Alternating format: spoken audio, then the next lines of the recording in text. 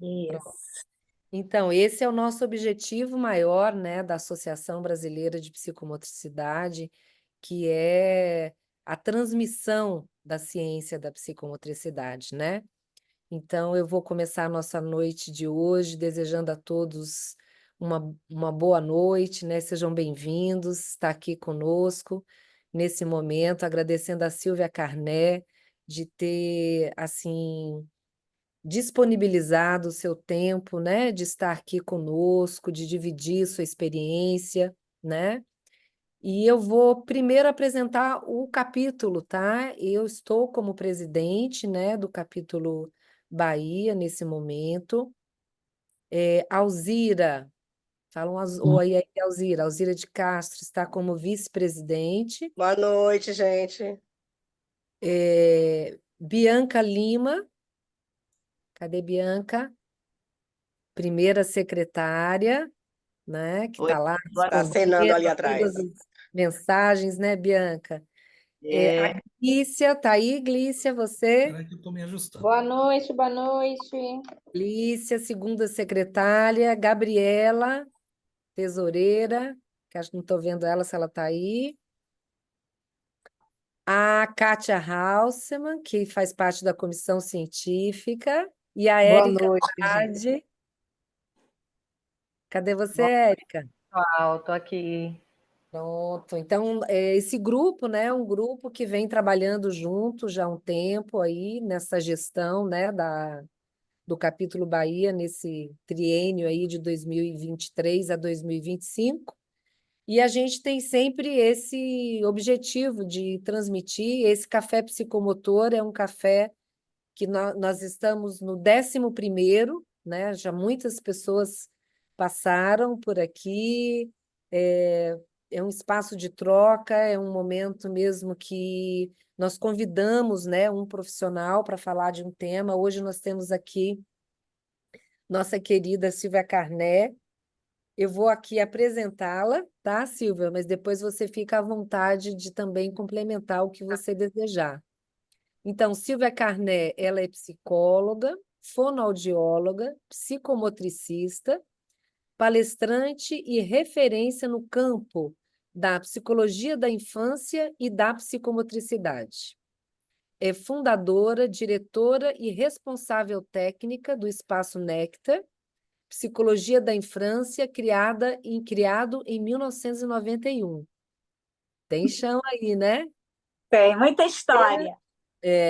Coordena a equipe técnica do Espaço Néctar e desenvolve projetos na área de educação e da clínica infantil, além de representante exclusiva da prática psicomotora ao couturier no Brasil.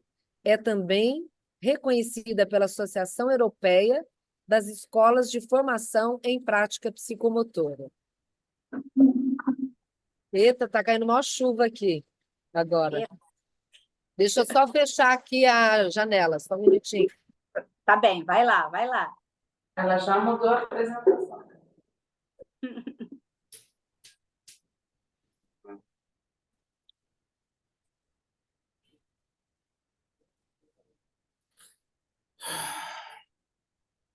Pronto, me desculpe aí, mas tinha que fechar aqui, senão porque até o som eu não conseguiria escutar. Então, Silvia, você hoje, né, vai falar um pouco para a gente, né? A gente ficou pensando num tema, e o tema, assim, que a gente pensou, né, dela falar, é sobre as brincadeiras de asseguramento profundo e superficial na prática psicomotora ao couturier, né? Que é um conceito que ele trabalha, né, Silvia, Isso. dentro da prática ao couturier. E aí a palavra está com você, então, Silvia. Viu? Então, bom, vamos lá. Primeiro, eu quero agradecer muito de estar aqui. Eu tenho gostado muito, mais do que nunca, de conversar sobre temas ligados à infância, porque eu acho que a infância está em perigo e a gente precisa conversar sobre ela. Então, o que mais me move para vir aqui e para ir aos lugares hoje onde eu tenho ido falar é poder pensar a infância hoje pensar os princípios que norteiam a infância e poder levantar o questionamento do que a gente pode fazer para ajudar as nossas crianças hoje, mais do que nunca. Então, esse é o que mais me move. Eu trabalho há muitos anos com criança, né? Há mais de 40 anos. Eu me dediquei ao campo da infância, me dediquei a trabalhar com a psicomotricidade. Então, tanto a fonoaudiologia como a psicologia vieram trazendo um continente para o que eu tinha escolhido fazer, que foi trabalhar com a psicomotricidade, que fez muito sentido na minha vida, né, de poder ajudar as crianças por esse caminho. E mesmo depois que eu fiz a psicologia, eu tinha clareza absoluta de que era ali que eu devia seguir o meu percurso. Eu conheci o Bernard em 1990, criei o Necta em 1991, e lá se vão mais de 30 anos de história, né? Foi muito bom ter conhecido o Bernard, ele foi conhecê-lo e conhecer a prática Couturier lá em Tours, quando eu fui pela primeira vez. Para mim foi um divisor de águas. Eu sabia que eu tinha encontrado o que eu estava procurando, né? E foi para mim assim algo que fez toda a diferença na minha vida profissional a partir dali. Vim seguindo, né? Tive o privilégio de ser formada pelo Bernard de uma forma muito original, porque, na verdade, eu trouxe Bernard para o Brasil e ele começou a formar os alunos do Brasil, que era algo novo para ele também, porque ele tinha formado os outros formadores em Tours, e aqui ele veio me formar no Brasil com os alunos. E tem sempre uma história muito engraçada que eu gosto de contar, que eu montei uma turma, tinham 46 alunos nessa turma, e eu acabei ficando de fora, porque o Bernard dizia que quem ia traduzir não fazia formação, e tinha sido um projeto que eu tinha construído com ele, de fazer a minha formação no Brasil. Aí montei o grupo, e aí eu não consegui entrar, porque eu fui ser a tradutora, e logo em seguida, 6 meses depois, a gente montou uma outra turma, e Bernard passou a vir ao Brasil por 2 semanas, para 2 turmas, onde uma eu era a tradutora e na outra eu era a aluna. E foi maravilhoso. No primeiro momento, parecia que nem era tão bom, mas foi ali que eu comecei a minha formação para me tornar formadora, porque eu ia observando o Bernard trabalhar com a turma, ele sempre foi muito generoso comigo, e foi uma experiência muito rica de poder aprender sobre a prática Couturier, porque até então a gente fazia de um jeito muito, muito antigo, que era, eu mandava meu vídeo das minhas sessões pelo correio, e Bernard respondia por fax. Vocês imaginem isso no mundo de hoje, né? Levava meses para eu esperar chegar, porque tinha que chegar a fita lá, enfim. Hoje é tudo tão rápido, né? Tudo tão mais rápido, tão mais prático, né?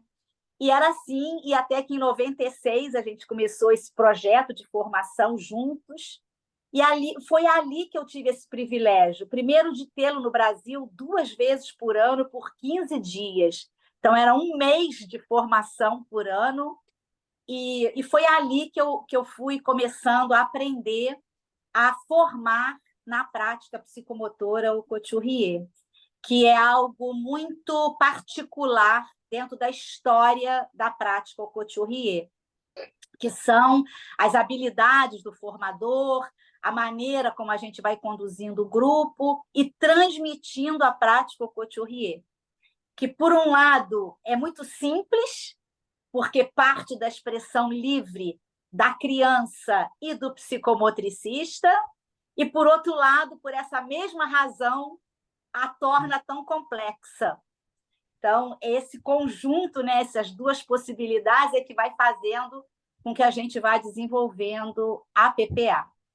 Então, dali dessa história, né, eu fui fazer a minha formação na Associação Europeia, e de lá, depois, a partir de 2007, eu comecei a formar, e Bernard, então, terminou a última turma dele em 2010, e eu segui formando os alunos nessa metodologia e orientando também a equipe, porque ao longo do tempo eu fui diminuindo um pouco minha clínica e trabalhando com os alunos, trabalhando com a equipe. Então, hoje o Necta tem uma vida muito dinâmica. A gente tem hoje 2 unidades, uma no Maitá e uma na Barra. E dentro dessa dinâmica do dia a dia, com muitas crianças, a gente vai vendo como que elas vão se apresentando. Então, a criança, a gente pode falar de uma criança e de um mundo anterior à pandemia e de tudo que veio acontecendo depois da pandemia. Então, eu pensei de começar falando um pouco sobre isso até a gente chegar nas brincadeiras de asseguramento, porque há uma relação direta entre o mundo que a gente vive hoje e esse conceito da prática au couturier, o que a torna muito contemporânea, muito atual. Embora, por um lado, se pense que as práticas mais diretivas, mais rápidas, de intervenções imediatas, comportamentais, que hoje combinam com o mundo que a gente vive, né? Mais veloz, onde as coisas precisam ser resolvidas muito rapidamente, vem a prática au couturier falar dos processos de asseguramento profundo e tornar esse conceito tão importante na ajuda à criança, seja no campo da educação, seja no campo da clínica. Por isso eu fiquei tão feliz da gente poder abordar esse tema, porque eu acho que ele... Acho que tem um microfone aberto, né? Obrigada, gente. Porque eu acho ele tão... Por isso que eu acho ele tão atual, né? Então, eu vou introduzir, mas eu pretendo deixar uma janela aberta para que a gente possa começar uma conversa e depois eu vá trazendo também outros elementos.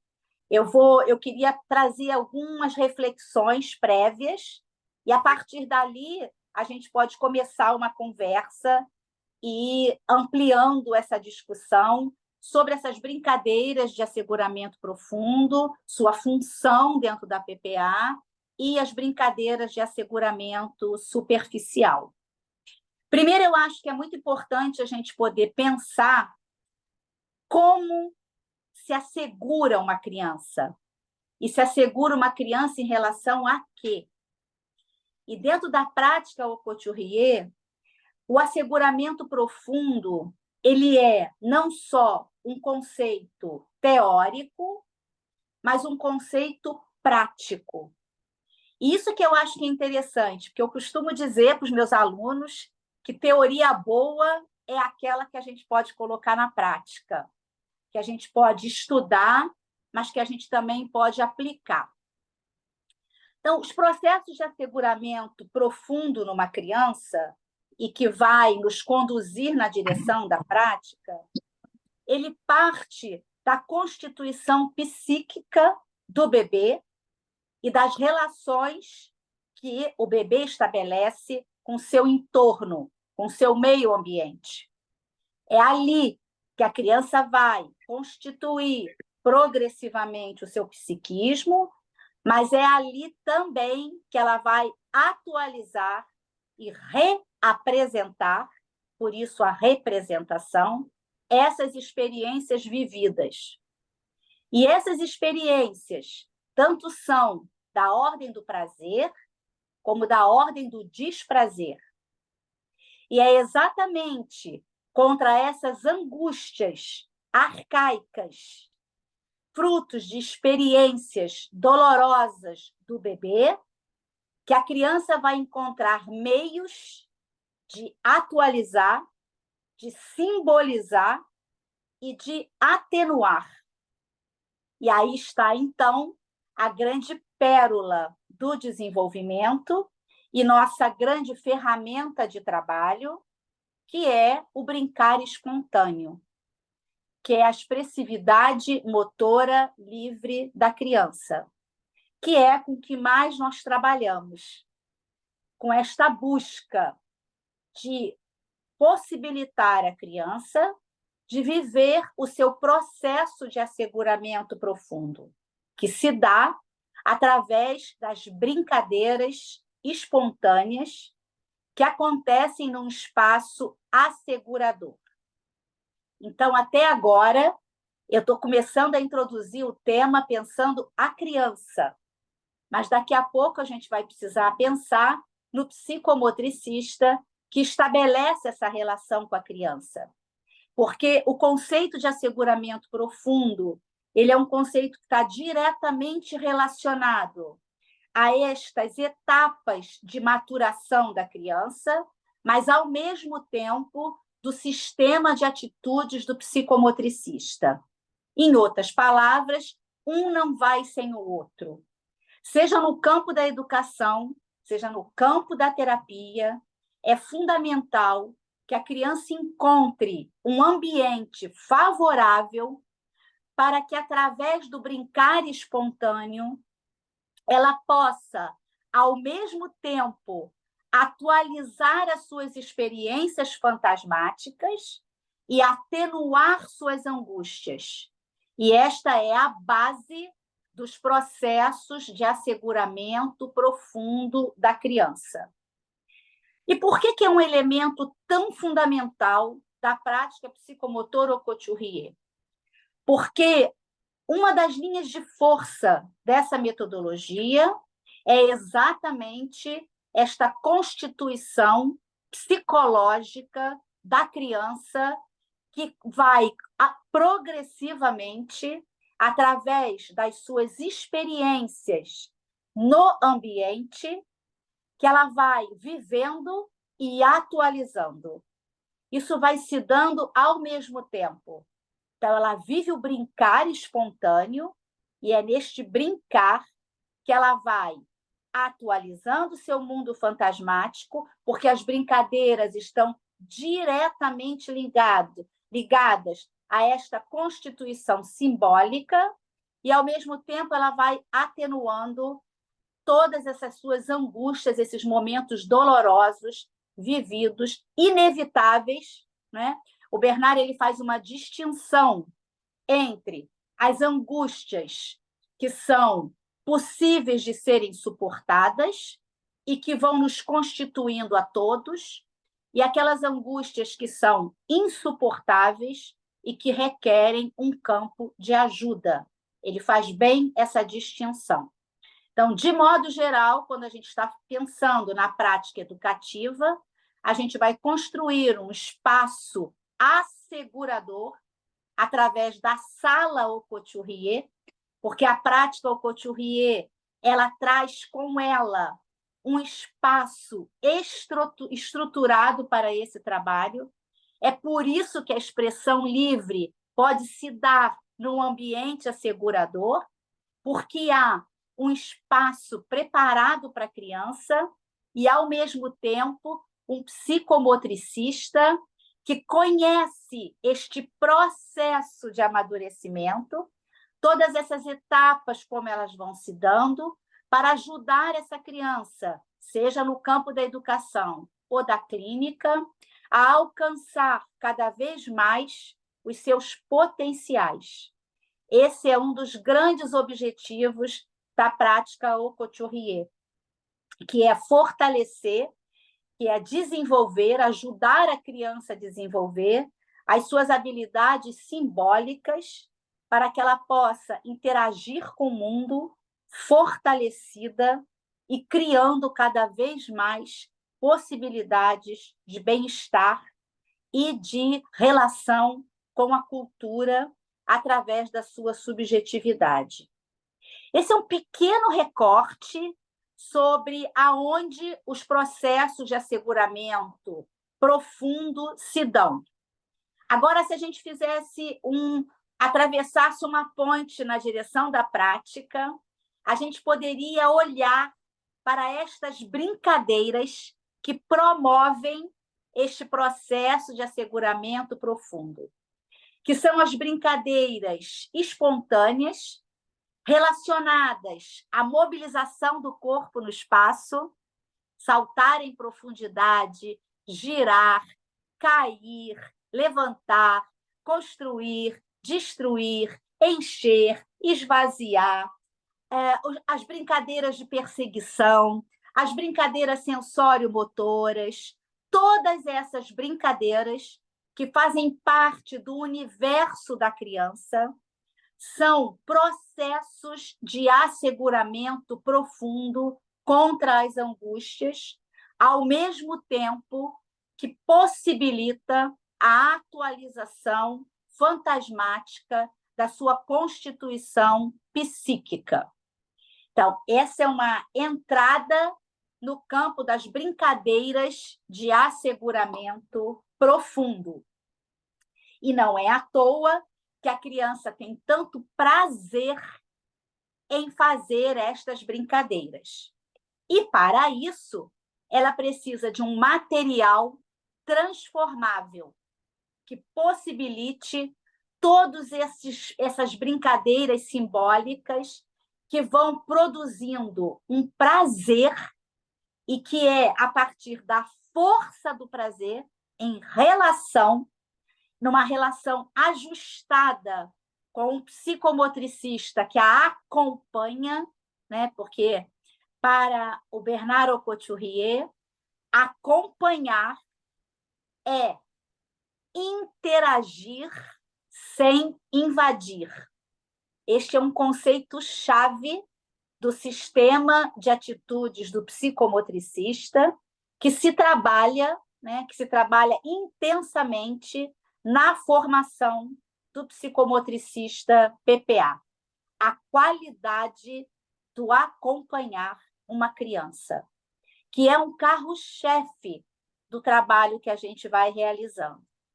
E esse conceito ele é tão fundamental, ele é tão importante para a qualidade do trabalho e do campo da ajuda, que ele precisa ser exaustivamente trabalhado. Não só na relação tônico-emocional, mas no aprofundamento tanto da subjetividade do psicomotricista, quanto na sua relação com a cultura, com o social. Por isso que na prática Couturier há uma dimensão muito importante do campo da cultura, como uma referência de estruturação da identidade da criança. Então, tudo isso são temas que a gente vai abordando na formação, mas que vão possibilitando que o psicomotricista possa encontrar não só a compreensão teórica do que essas brincadeiras representam, porque no primeiro momento pode parecer só um brincar, uma criança pular de um espaldar, mas é fundamental que a gente possa explicar por que nós estamos fazendo isso, qual é o objetivo dessa brincadeira que a criança vai encontrando espontaneamente. A gente não precisa convidar uma criança a saltar em profundidade, ela faz naturalmente, e é ali que vai começando o seu processo de identificação com as brincadeiras de asseguramento superficial, que a gente vai falar já, daqui a pouco. Então, o brincar, ela é uma criação simbólica, e este brincar, a partir destas brincadeiras que o material transformável promove, é o que vai ajudando a criança no seu processo de amadurecimento psicológico. Além da força psicológica, a prática Couturier tem uma força importante de compreensão do processo de amadurecimento da criança, que é a força relacional. A PPA é um método que parte da relação. E isso é algo que a gente precisa sempre levar em consideração. Além disso, é um método prático. Então, ele tem uma atuação na prática com a criança. E, por último, como quarta linha de força, a prática Couturier, ela tem uma dimensão filosófica da natureza humana, de valores de princípios que norteiam a ação do psicomotricista, que também é um tema que eu acho muito urgente que a gente também trate, de como nós podemos ajudar uma criança a se tornar ética. Mas esse é um tema que a gente pode explorar já já, que também assegura, porque os valores e as referências asseguram uma criança. E essa é uma grande questão da contemporaneidade. Como os adultos estão se posicionando como referência, como autoridade estruturante no processo de amadurecimento de uma criança. Também é um belo tema para a gente pensar aqui, porque tudo isso faz parte do processo de asseguramento profundo. Então, as brincadeiras, tanto de asseguramento profundo quanto superficial, nascem desse estado de consciência de um processo de asseguramento que a criança precisa viver em relação. Então, este é um belo tema também que eu acho que a gente poderia explorar aqui. E só para finalizar essa introdução, tem um microfonezinho aberto aí. Há um outro elemento também, que é um intermediário entre o asseguramento profundo e o asseguramento superficial, e que é muito valorizado na prática couturier, que são as histórias. Por isso que eu comecei hoje aqui contando uma história, e uma história de uma relação, porque a história ela tem um poder maravilhoso de fazer com que, quando a gente ouve uma história, a gente pense na própria história. Então, tem uma alquimia entre uma história contada e uma história vivida. Então, é um processo intermediário entre as brincadeiras de asseguramento profundo e as brincadeiras de asseguramento superficial. Então, eu queria, primeiro, enfatizar as brincadeiras de asseguramento profundo, para que depois a gente pudesse olhar para essa outra etapa do processo de amadurecimento, onde a criança vai recorrer não só às brincadeiras de asseguramento profundo, mas também às brincadeiras de asseguramento superficial. Então, já já a gente fala sobre isso.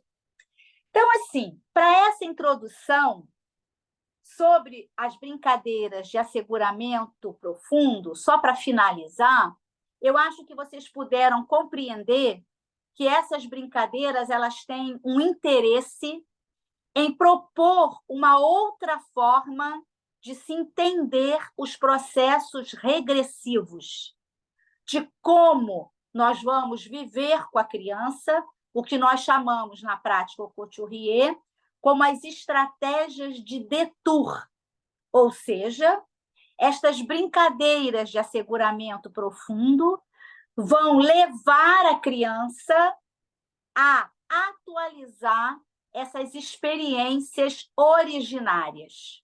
Portanto, nós estamos com a criança brincando no aqui e agora, mas estamos, através dessas estratégias de um desvio de retorno a essas etapas do desenvolvimento, onde a criança, na fase pré-verbal, vai constituindo o seu psiquismo, e é dali que ela vai atualizando, sem se dar conta, de forma totalmente inconsciente, essas etapas vividas, que essas brincadeiras ganham tanta importância e tanta força. Então, dito isso, pensando nessa ideia dessas estratégias de retorno a essas etapas originárias do desenvolvimento, aonde a criança viveu prazer e desprazer, nós vamos buscar o sentido dessas brincadeiras que animam a PPA. como todas essas que eu disse. O esconde-esconde, a perseguição, os saltos em profundidade, a mobilização do corpo no espaço, o balanceio, o girar, tudo isso são atividades, brincadeiras que a criança vive espontaneamente, num ambiente assegurado para ela, e é ali que esses processos de asseguramento profundo vão se dando. Espero ter sido clara na minha introdução. Eu tentei condensar algo que é muito vasto e muito mais lento na transmissão, quando a gente vai transmitindo progressivamente na formação, mas eu queria deixar a ideia da onde nós estamos, para que daqui a pouco a gente possa avançar. Então, queria fazer uma pequena pausa, queria ouvir um pouquinho as pessoas, queria saber se o que eu estou dizendo até agora faz sentido, se vocês puderam me acompanhar, o que vocês acham até agora do que eu vim dizendo, para a gente poder começar a abrir essa discussão e daqui a pouco a gente passar para uma outra etapa do processo de amadurecimento. Podemos fazer assim, Maria Isabel? Maria Luísa. Oh, desculpa, Maria Luísa, desculpa, Maria Luísa. Sim, ótimo, ótimo. Vamos fazer, sim. A gente podia abrir um pouquinho para que as pessoas pudessem trazer suas reflexões, o que elas podem acrescentar, para que todo mundo possa se beneficiar dessa troca, né? Eu acho isso muito importante, Eu sim. queria, só antes de abrir, Maria Luísa, eu queria só lembrar que a prática couturier, ela foi criada pelo Bernard a partir da sua experiência prática com as crianças. E eu sempre gosto de dizer isso, porque eu acho que isso faz toda a diferença. Ele trabalhou mais de 40 anos com as crianças, um pouco como eu hoje, né? E foi ali que ele foi construindo os materiais, os conceitos, o sistema de atitudes. Isso foi uma construção. Ele começou lá em 1970 com o caso Bruno, que a gente conhece, e dali ele foi construindo essa metodologia. E eu sempre gosto de dizer isso, porque é muito importante, muitas vezes, a gente partir da prática para construir o conceito, do que ao contrário, porque nem sempre o conceito se aplica à prática. Mas quando a gente vai conhecendo a criança, o seu processo, o seu funcionamento, isso vai abrindo campo de reflexão, de discussão, de ajuste. É o que a gente vem tentando fazer hoje na contemporaneidade. Pegar todo esse arcabouço teórico-prático da PPA e ir ajustando a estas crianças que nós estamos recebendo hoje, que não são as mesmas crianças diante da pandemia. Não sei se vocês concordam comigo sobre esses aspectos da infância, sobre essas mudanças do comportamento das crianças hoje, de como as questões que vêm aparecendo na infância hoje, mais do que nunca, nos levam a propor situações, propostas que levem a criança a cada vez mais se fortalecer, estabelecer vínculos, reconstituir suas referências. Queria saber se vocês estão sentindo também, na prática de vocês, as mesmas questões que a gente vem discutindo no NECTA, a partir dos comportamentos das crianças. Bom, depois eu conto, porque eu me lembrei de um caso de uma criança de hoje, que eu vivi hoje lá no NECTA, mas depois eu vou contar isso. Queria ouvir um pouquinho primeiro vocês, mas veio um exemplo fresquinho na minha cabeça. Mas daqui a pouco eu conto. Bom, quem vai? Eu acho que isso que você traz, né, Silvia, é muito importante, assim, né? A gente vive num momento da infância bastante complicado e complexo, né? Com todas essas,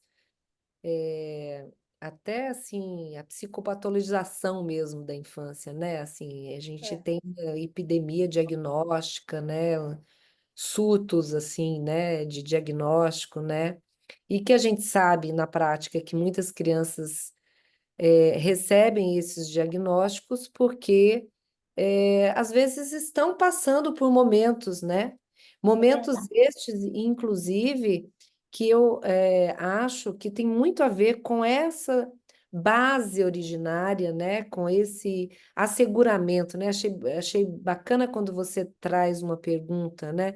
Como que se assegura uma criança, né? Isso, Uma isso, criança se constitui, né, subjetivamente pelo asseguramento na exatamente. relação com o outro, né? Com o grande outro, enfim, né? Nessa relação, e aí? E a gente está vivendo uma mudança contemporânea, né?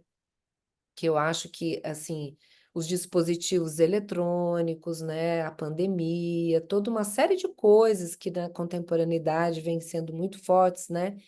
E que eu percebo isso na minha clínica também, né? Assim, as crianças com poucas possibilidades dessas brincadeiras, muitas vezes, né? Que elas precisam dessas brincadeiras aí que você traz, né? Do seguramento profundo, né? Isso, Que são isso. brincadeiras, no meu ponto de vista, que são brincadeiras, na verdade, constituintes mesmo do sujeito, né? A presença, a ausência, o estar, o não estar, né? É aquilo que dá borda no corpo, aquilo que vai dando contorno, né? O sensório motor, todas essas brincadeiras, né? Então, eu acho muito importante isso que você traz, né? É.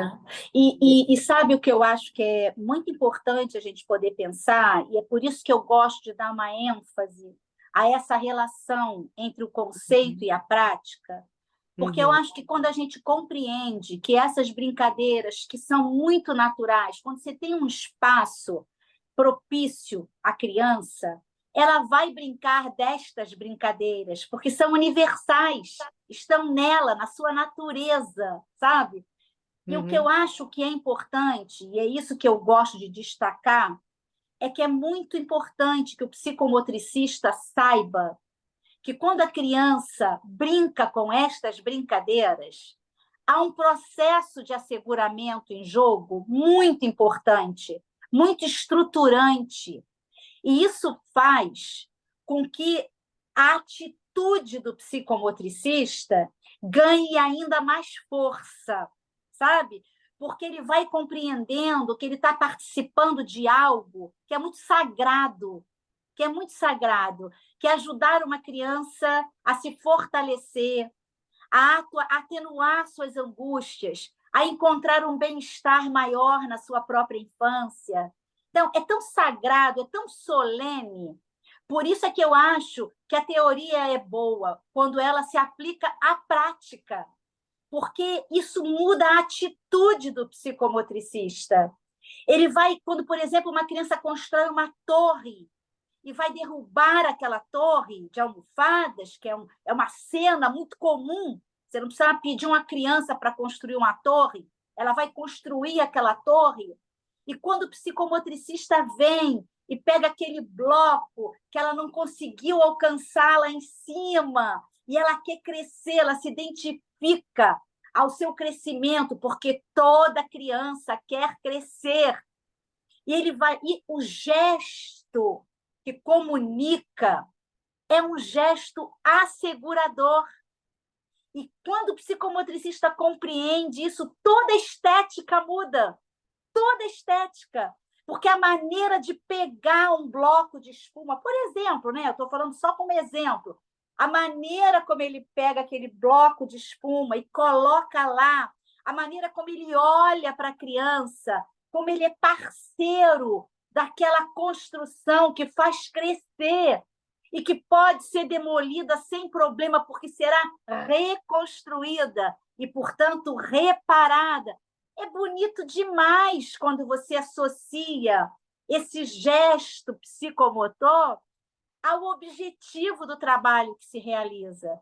E eu acho que isso é muito importante para nós, psicomotricistas, entender o sentido daquilo que a gente realiza com o nosso próprio corpo, com o nosso próprio gesto, com a proposta que eventualmente a gente pode lançar, com o sorriso, com o toque, enfim, com tudo que pertence ao universo psicomotor. Isso é que eu acho maravilhoso pensar. E por que eu acho que é tão importante? Porque as crianças estão tão inseguras que quanto mais processos de asseguramento a gente disponibiliza, mais elas se fortalecem, porque elas estão inseguras. As crianças estão inseguras e ressentidas. Esses são os dois grandes elementos do que vem acontecendo com essas crianças hoje. Elas estão muito inseguras, e não é só pelo ambiente familiar, é pelo mundo lá fora, que é um mundo de insegurança, e a gente tem 10 mil elementos para isso, e elas estão ressentidas, porque nem sempre o mundo é capaz de atender minimamente às suas necessidades.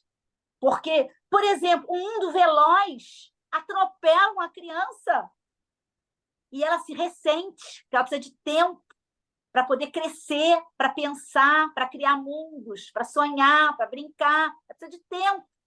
E a vida empurra, a escola empurra, a família... E a criança tem que correr, porque se ela não correr, ela perde a van. Isso é muito grave no mundo que a gente vive hoje. Considerar que a criança não pode ter tempo para não fazer nada, tempo para brincar o que quiser.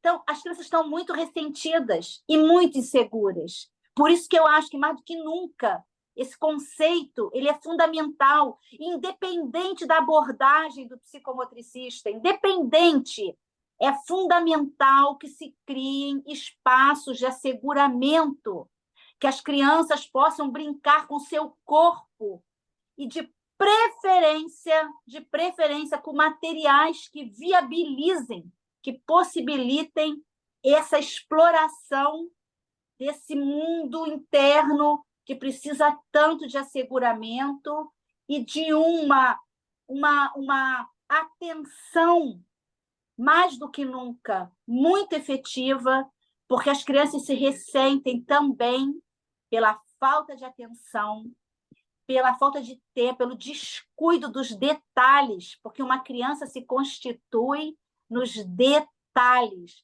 na poética da vida. Bom, falei já. Agora tem que ouvir mais. Camila, você quer falar? Cadê a Camila? Eu tô aqui. Olá, boa Vai, noite. Camila. Oi, Como você Camila. Oi, Camilinha. está? Tudo bom?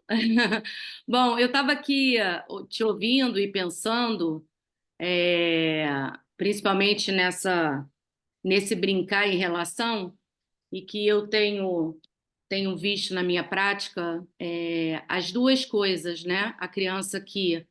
Ou a criança que tem pouca experiência, né? De viver o corpo em movimento, mas também aquelas crianças que às vezes têm experiência, mas não vivem bem a experiência em relação. Eu queria, se você pudesse falar um pouquinho sobre isso. Hoje, em especial, eu estive com uma criança que é uma criança extremamente criativa, ela tem um mundo gigantesco assim dentro dela, assim, ver ela brincar das coisas mais lindas que existem. E hoje eu comecei a entrar, ele começou há muito pouco tempo comigo, e eu comecei a existir um pouquinho mais assim nessas brincadeiras.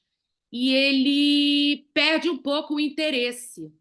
Assim, muito, tem que ser uma coisa muito, muito devagar, porque ele foge, ele perde o interesse da brincadeira quando alguém entra existindo na brincadeira. Quando ele está sob o olhar de um adulto, ele vai muito bem. Mas quando essa relação passa a ser a dois, realmente, onde o outro também está ali existindo, quase que eu perco ele. Ele sai fora, sabe assim? Eu não sei se eu me fiz entender dessas duas características da criança sem experiência, daquelas crianças que você coloca, você disponibiliza um ambiente maravilhoso e ela não sabe bem o que fazer. E essas crianças que chegam, exploram muito, brincam muito, precisam do olhar do adulto, precisam do adulto que potencializa ela e que mostra a ela tudo que ela é capaz, mas que quando o adulto entra um pouco para viver junto ou para existir um pouquinho naquela relação, a criança não gosta. Ela não sabe, assim, não, eu que sei, eu que... Ah, não, assim não. Não, não, vamos fazer assim, assim, assado, vamos fazer vamos criar assim, nananã. Ah, mas espera aí, se a gente pudesse colocar esse bambolê, essa fita, prender... Ah, não, assim não, porque tem que ser desse jeito aqui, nananã. E aí ele quase perde o interesse, entendeu? Eu me fiz entender. Se você pudesse falar um pouquinho sobre isso. Não, então, eu acho que são muitas as hipóteses, tá? Para a gente poder analisar um pouco esse cenário que você traz, né? Mas sobre o primeiro que você trouxe, sobre essas crianças que chegam ali e não sabem direito o que elas fazem com aquele material, eu acho que a gente pode compreender um pouco pela limitação das experiências que as crianças vêm vivendo, né? Ao ar livre, com a natureza, né? Porque não há nada, não há material melhor, não há brinquedo melhor do que a natureza para que a criança possa se desenvolver. Isso a gente já sabe, as pesquisas mostram, a neurociência confirma do quanto a natureza ela é fundamental para ajudar a criança no seu processo de amadurecimento. Então, isso a gente já sabe. E a gente também sabe que essas crianças estão ficando cada vez mais privadas de tudo isso, né? Elas acabam ficando em ambientes muito reduzidos, né? Então, quando elas chegam ali, elas encontram a possibilidade de agir em liberdade, né? Isso muitas vezes tira dela um pouco. A gente vê muito isso na formação, sabia? Quando a gente está na formação dos alunos, dos adultos, você libera o material e eles não sabem direito o que eles fazem com aquilo, não sabem o que brinca, do que brinca. Isso acontece também com os adultos em formação, porque eu acho que é uma experiência muito nova. Então, como o campo de asseguramento é um processo, na medida em que você vai mostrando, porque precisa de repetição, né? A criança precisa repetir, né, a experiência. Então, ele vai hoje, ele brinca um pouquinho. É o que você chama de tatear, né, Silvia? Ele vai tateando, exatamente, ele vai tateando aquele material e daqui a pouco ele descobre um prazer que ele vai perguntar à mãe ou ao pai todo dia se é o dia de ir lá na sua sala. Porque ele descobre um prazer tão maravilhoso, porque combina com a sua natureza. É da natureza de uma criança sentir prazer e viver o prazer em liberdade, dentro de um ambiente assegurador. Então, você tem todo o campo disponível para ele. E aí, ali, ele precisa encontrar uma maneira de se conectar com o seu próprio prazer. Às vezes demora um pouquinho, mas daqui a pouco vai, porque é o caminho e é a natureza da criança. Então, você vai ali animando e daqui a pouco é uma explosão de prazer. E aí ele salta, ele corre, ele pula. E porque também ele precisa de tempo para confiar em você. Então, a confiabilidade, que é o elemento do processo de asseguramento, leva tempo. E mesmo para um bebê na relação com a mãe, leva tempo para ele confiar naquele ambiente que está à sua volta. A confiabilidade é um processo, como diz o Winnicott. Você vai construindo progressivamente. Então, a partir do momento que ele descobriu o prazer, você vai ver que o mundo novo abre. Mas não é só dentro e não é só fora, é na troca. Então, ele vai começar a trocar. E é aí que eu acho que toda relação começa a se dar. Porque nós somos seres de relação, a gente gosta de relação, a gente precisa das relações, a gente se constituiu em relação. Então, é o natural. E a gente precisa começar a olhar mais para esse natural e ir possibilitando, da forma que for possível, essa abertura da criança, porque é uma abertura somatopsíquica. Não é só o corpo que vai passar a agir, é também todo o psiquismo que vai se animar e ali o prazer vai se constituindo. Então, o caminho é devagar, se chega ao longe. Caminha, vai oferecendo, vai convidando, vai disponibilizando, vai mostrando para ele que você vai criando junto com... E daqui a pouco vai. Isso sobre a primeira criança. Então, guarda que o que você tem lá é o natural. Então, ela vai alcançar, com a sua ajuda, ela chega lá. E a segunda questão que você traz, sobre essas crianças que demoram a permitir a entrada do outro, é porque são crianças que estão precisando, mais do que nenhuma, se assegurar. Porque ela vai te impedindo, isso é uma hipótese, tá? A gente pode construir outras por outros caminhos. Mas o que acontece é que a criança insegura, ela se sente mais segura, pensa ela, consigo mesma. Então, a entrada do outro é mais uma ameaça a tudo que ela está construindo. Por isso que também precisa ser muito progressivo e precisa ser ajustado a cada criança. A gente não chega igual em todas as crianças. Para cada uma, a gente chega de um jeito. Então, na medida que você vai convidando, na medida que ela vai te dizendo, não, eu que sei, eu que faço, isso é um outro aspecto também da infância hoje, né? Que a gente pode discutir também em outro momento, que é a tirania das crianças hoje. Né? Elas vêm, elas estão deslocadas do lugar delas, e aí elas usam as suas pulsões de dominação para poder encontrar o seu lugar. E muitas vezes de forma até muito inadequada, né? Para pedir ajuda. Então, eu acho que quando uma criança vai te dizendo não, ela está te pedindo ajuda. Ela está te dizendo, ei, vem devagarinho, vem entendendo que eu estou num processo de asseguramento, me faz uma proposta para eu acreditar em mim, e aí a gente vai compartilhar algo de bom. É processo, sabe? O que você tem que ter dentro de você é que essas crianças que têm dificuldade dessa aproximação são as que mais precisam da aproximação. Então, isso anima também o teu desejo de ajuda, o teu desejo de querer fazer com que aquela criança viva o prazer compartilhado, porque o prazer compartilhado é constitutivo. Então, segue, continua, que daqui a pouco vai. O que não dá é para retalhar, porque muitas vezes a criança provoca, né? Então, a gente tem um infantil que mora dentro de nós, né?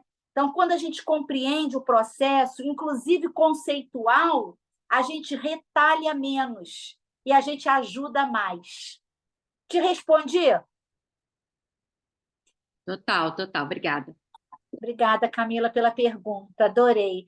A gente vai entrando na prática e eu fico muito encantada, porque eu acho que essa prática ajuda muito essas crianças. Você vai ver, esse menino vai mudar. As crianças hoje também, né, Silvia, elas estão com tão pouca, os adultos têm tão pouca disponibilidade para elas, né, que até quando os adultos sentam para brincar com elas, os adultos sentam com a cabeça, né, no celular então, assim, elas estão brincando realmente sozinhas, né? Mesmo tendo alguém junto, né? É verdade. Então, é um mundo novo, né? Que ter alguém ali totalmente disponível e entregue e com uma boa escuta. E é aí que entram os ressentimentos. As crianças estão muito ressentidas, né? Bom, alguma outra pessoa que queira trazer um tema? Maria Luísa, quanto tempo a gente tem? A gente vai até 9h30. Ah, tá bom. Então, eu podia ouvir mais uma pessoa, depois eu queria falar um pouquinho sobre as brincadeiras de asseguramento superficial, e aí a gente continua um pouquinho mais. Pode ser assim? Pode, sim. Alguém mais gostaria de fazer algum comentário? Em cima do que... Pode falar, Márcia, então. Pode falar, Bianca. Não, eu ia falar aqui em cima do que elas estavam comentando, né? Me fez lembrar uma situação de uma criança, né? Que inicialmente ele chegava exatamente assim, nessa agonia e esse seu fazer do parar, né? Parar, entre aspas, dessa quietude, de estar mais atento a fazer algo. Nunca queria desenhar, nunca queria fazer nada que fosse do ponto de vista de exploração, se melar, nem pensar. E impressionante, né? Como aos poucos, quando ele foi construindo, entendendo esse lugar, primeiro dessa, que eu vou chamar de quietude no sentido dessas pausas, né? De que ele não precisava ficar tão acelerado o tempo inteiro, como isso foi se modificando nele, né? E como essa relação de prazer ali entre, no caso, eu que estava trabalhando com ele e ele ali, diante do que estava sendo ali criado, transformado, e na hora ali o que eu podia ir ajudando ele nisso, como isso foi se modificando, né? Eu lembro de uma ceninha, de uma das primeiras cenas, onde quando eu abri os olhos de verdade, assim, fui me dando conta, ele já estava completamente melado com a história de uma brincadeira de tinta que ele nunca queria absolutamente utilizar. Até porque quando utilizava era aquela coisa na urgência, né? Vou usar, mas já está na minha mão. Não posso, não suja hora nenhuma, né? Que Esse angústia, né? essa angústia absurda, né? E como essa relação de prazer com essas coisas e com esse brincar mais atento, esse brincar que, inclusive, da criação, né? Como é difícil, muitas vezes, para essas crianças que têm muitas atividades, multitarefas, como é difícil para elas, esse momento onde elas pausam, onde elas criam. O outro ponto que você traz aí, que eu acho muito interessante, né? Me fez lembrar uma situação de uma criança que a mim, eu faço exatamente essa leitura, né? Ele é um menino que ele é um pequenininho, ele é um super daqueles que quer mandar absolutamente tudo, daqueles que não tem o limite oficialmente, né? Que esse momento ali entre aquelas pessoas que estão ali mais para esse processo mesmo da sua melhor condição de estruturação, estou falando ali como núcleo primário, tem algumas questões, e como ele, ao mesmo tempo que ele é assim, como em vários momentos da sessão, ele deixa muito claro como ele quer borda. Isso. Busca todos os lugares que estão ali, que deixam ele nessa contenção, né? Nesse acolhimento, ou então quando ele se dá para o outro, né? É interessante isso. É um desejo de envelope. Isso.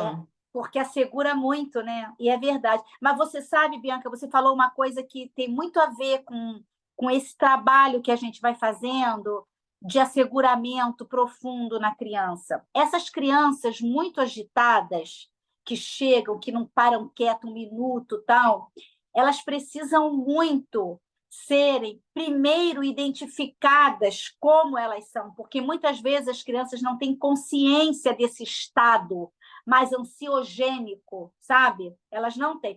E você sabe, isso é um grande desafio formativo. Eu sempre digo isso para os alunos. Por quê? Porque a gente vai se constituindo com o nosso tônus emocional, né? Que traz a nossa história, que traz a nossa forma de ser e de agir no mundo, nossa forma de pensar o mundo, de criar nossos mundos. E o que acontece é que a gente vai também estruturando em nós esse nosso próprio tônus emocional. E essas crianças, às vezes, chegam com uma tonicidade muito discrepante daquela do psicomotricista. Isso é muito comum de acontecer. E o que acontece? Para que a criança possa ir se apropriando do seu próprio tônus e progressivamente encontrando esses estados que você chamou de momentos da quietude, né? É importante que ela tenha essa conexão. E, às vezes, o psicomotricista tem uma dificuldade de entender que ele precisa chegar nesse estado tônico e, progressivamente, ir trazendo a criança através do brincar espontâneo, do toque que vai se dando, da forma de falar, de sorrir, de olhar para um outro estado. E isso é uma conquista, sabe? Quando a gente pode, na prática, não é na teoria, mas na prática, eu costumo dizer de dançar o nosso próprio tônus, de fazer ele dançar. Porque na dança, tem hora que você dança mais rápido, tem hora que você dança mais lento, tem hora que você valsa, né? É a mesma coisa com a criança. Então, por exemplo, uma criança que chega muito agitada, ela requer uma certa motivação, de uma agitação para essa conexão. E daqui a pouco ela vem te acompanhando na transformação tônica. É lindo de ver, é quase mágico. Mas, para isso, o psicomotricista precisa estar atento a esse balanço do seu próprio tônus. E não é fácil na prática.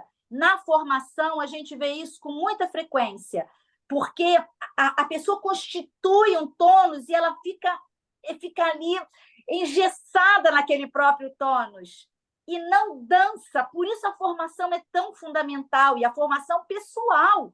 Por isso é que a gente precisa muito valorizar a formação pessoal, porque é só ali que você vai encontrando esse balanceio para o próprio tônus.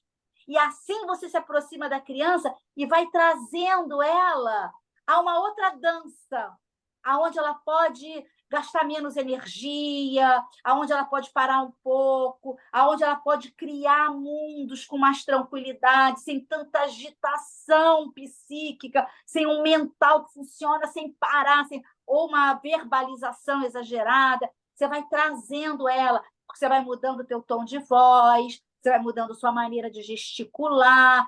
Criança é especialista em observação de gesto. Então, cada gesto que a gente faz é percebido pela criança. Então, ele precisa ser, muitas vezes, intencional no campo da ajuda. Espontâneo e intencional. Olha quanto desafio, sabe? Você tornar algo do espontâneo, mas também intencional. Esse é o campo da ajuda. E esse é o nosso desafio, né? Da gente trazendo a criança dentro dessa dimensão. É árduo, mas é maravilhoso. Por isso que esse nosso trabalho ele é tão especial, porque é a nossa especialidade, né? E eu, particularmente, penso que esse trabalho tônico, profundo, com o psicomotricista, ele não tem fim, ele é de vida inteira. A gente tem que estar sempre trabalhando, sempre se reciclando, sempre se atualizando, sabe? E é por essa raiz corpórea. Por isso que eu quis enfatizar que a prática Couturier nasceu da prática, sabe? Porque ela se enraiza aí nesse nosso sistema de atitudes com a criança, que é muito poderoso, tem uma eficácia, mas requer essa formação permanente, sabe? Que bom, obrigada por compartilhar. Você viu, a gente começou a falar e te trouxe as crianças na cabeça, né? Sabe por quê? Porque você tem a sua prática na pele, né? E as crianças aí, na sua pele. E isso é falar desse nosso papel de parceiro, né? Simbólico, e de como com isso a gente vai ajudando as crianças a encontrar novos caminhos, né? É tão bom isso mesmo, isso é verdade. É verdade, Bianca, é verdade. Obrigada, tá? Bom, posso seguir só mais um pouquinho sobre a brincadeira superficial e a gente continua, tá? Tá bom. Então a gente já viu que esse prazer sensório-motor e essas brincadeiras sensório-motoras, elas vão produzindo esse asseguramento profundo. Eu falei um pouco disso antes, né? Então, elas são brincadeiras de asseguramento profundo a partir da expressividade livre da criança com esses materiais que favorecem essas experiências. Por exemplo, uma criança terá dificuldade de pular do espaldar, de saltar em profundidade, se na sala ela não tiver uma estrutura que permita que ela salte em profundidade. Por exemplo, que ela não vai construir, por exemplo, a cabana, um pouco como a Bianca falou, de um ambiente de asseguramento, uma casa, uma cabana, o que ela quiser, sei lá, um chalé, o que ela quiser construir, que a assegura se ela não tiver materiais que viabilizem. Então, por isso que os materiais eles compõem o cenário da prática, por isso que eles são tão importantes, né? Principalmente os blocos de espuma, os tecidos, as cordas, os bambolês, tudo isso vai dando formas, continentes à criança, e é ali que ela vai simbolizando os seus processos de asseguramento. Mas chega uma etapa na vida da criança que ela começa a se identificar com estas referências. É por isso que eu disse que eu queria fazer uma relação com a contemporaneidade. Ela começa a se identificar com as suas referências. Então, daqui a pouco, de repente, a gente vê a criança começando a dizer que ela é o Superman, que ela é a Mulher Maravilha, que ela é o Batman, que ela começa a se identificar com estas figuras, ou com os super-heróis que ela vai conhecendo, ou pelos super-heróis que ela vai constituindo dentro dela, a partir dos objetos que ela vai introjetando. Então, é muito natural na criança que chegue um momento que ela começa a imitar a mamãe, ela começa a pegar o salto alto da mamãe e andar pela casa, ela começa a dirigir o carro que ela constrói exatamente como o papai faz, ela começa a fazer uma brincadeira onde ela é a mamãe das bonecas, aonde ela é o papai dos bichinhos, e por aí ela vai. A partir do momento que a criança começa a brincar espontaneamente com personagens, projetando nos brinquedos essas identificações, nós estamos, então, diante das brincadeiras de asseguramento superficial, que, por um lado, fazem parte do desenvolvimento natural da criança. Ela imita a professora, ela quer se maquiar como a mamãe ou como a irmã mais velha, ela vai encontrando as referências do mundo à sua volta, tanto dos adultos quanto dos super-heróis, eventualmente dos seus pares, porque as crianças também se imitam. E é ali, nessas brincadeiras de faz de conta, onde ela é a mamãe, onde ela é a professora, onde ela é o motorista do ônibus. A criança adora brincar de ser motorista de ônibus. Então, quando ela vai se identificando a essas brincadeiras de faz de conta, de como se ela fosse a mamãe, como se ela fosse o papai, ela muda a etapa das brincadeiras. Então, ela começa a criar outro campo simbólico. E esse novo campo simbólico representam, na prática, o couturier, as brincadeiras de asseguramento superficial. Fazem parte do processo de amadurecimento, porém, muitas vezes, funcionam como defesas da criança ao seu próprio autoconhecimento. Então, a gente precisa tomar muito cuidado quando essas brincadeiras se dão dentro do campo do seu próprio processo de descoberta da sua identidade, e ela se identifica para se descobrir. Então, ela quer saber quem ela é a partir dos processos de identificação que ela faz com as figuras que ela deposita o campo das referências. É a criança que elege as suas referências, né? E, por outro lado, muitas vezes a criança se agarra, se apega a esse campo projetivo para se afastar do fortalecimento da sua própria identidade. Isso é muito comum acontecer na clínica, e é algo que eu gosto sempre de destacar, até onde a criança vai brincando. Agora mesmo, amanhã, eu vou dar uma palestra exatamente sobre esse tema, sobre esse excesso de identificação, que afasta a criança dela mesma. Porque o que ela vive é um campo simbólico projetivo de fortalecimento de si mesma. Esse é o natural do brincar, da brincadeira de asseguramento superficial. Ela vai se assegurando a partir destas referências que ela vai criando a sua identificação.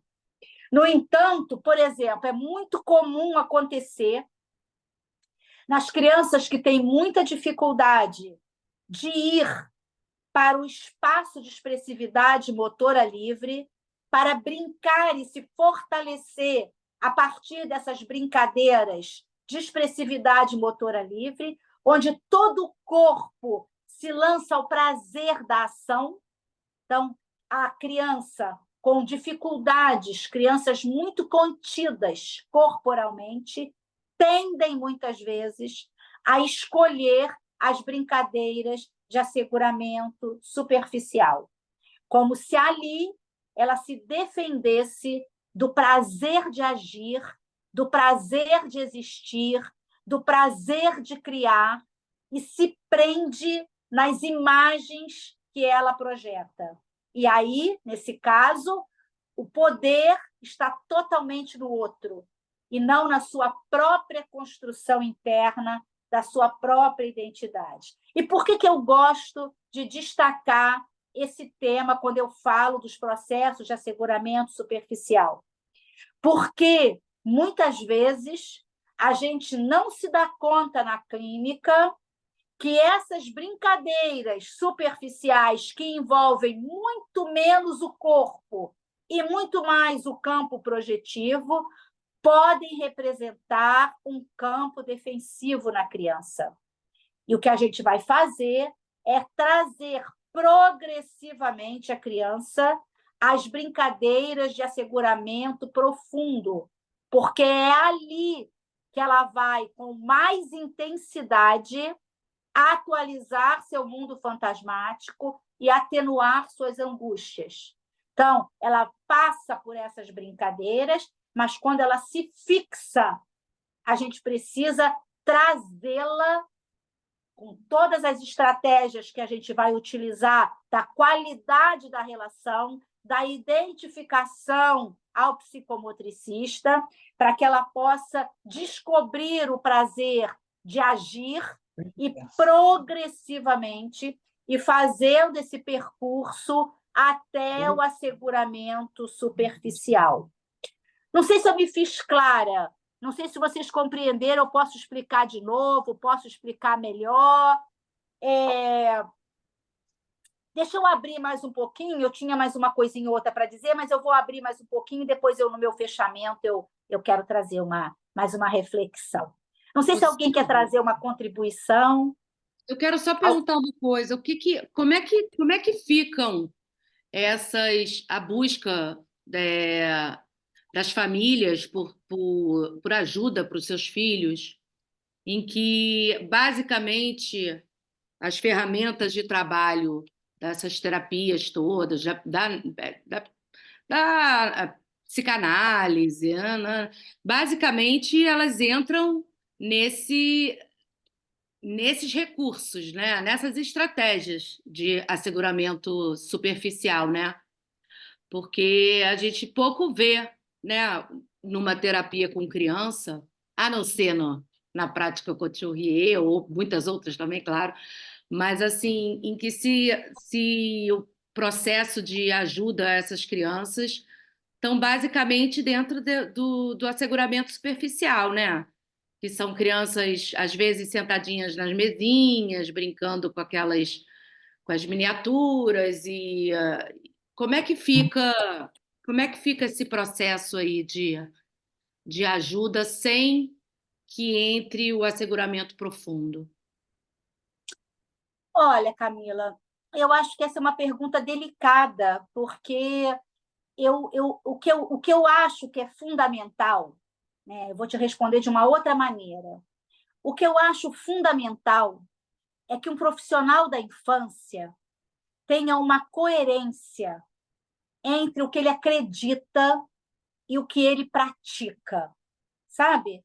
E quando eu digo acredita, é toda a sua formação conceitual, todas as suas bases teóricas, toda a sua maneira de pensar o campo da ajuda, porque eu tenho a impressão, eu tenho a crença de que um profissional que constrói essa coerência entre o que ele estuda, constrói, acredita e a sua prática, quando isso se dá, essa ligação, eu tenho certeza de que algo de muito bom acontece, porque há uma verdade na presença.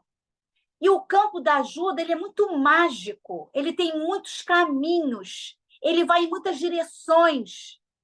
Então, eu acho que o mais importante de tudo é que aquilo que você faz para ajudar uma criança seja coerente com tudo que você acredita sabe? Com tudo que você se baseia. E ali a magia se dá do campo de ajuda, porque eu acho que o campo da ajuda ele tem um quê de poético, ele tem um quê de estético, ele tem um quê de ético, que foi o que eu falei anteriormente, assim, isso tudo ajuda muito uma criança, é um caminho de ajuda. Existem muitos caminhos de ajuda, né? Mas o que eu acho que é mais fundamental de tudo é que um campo de coerência se estabeleça.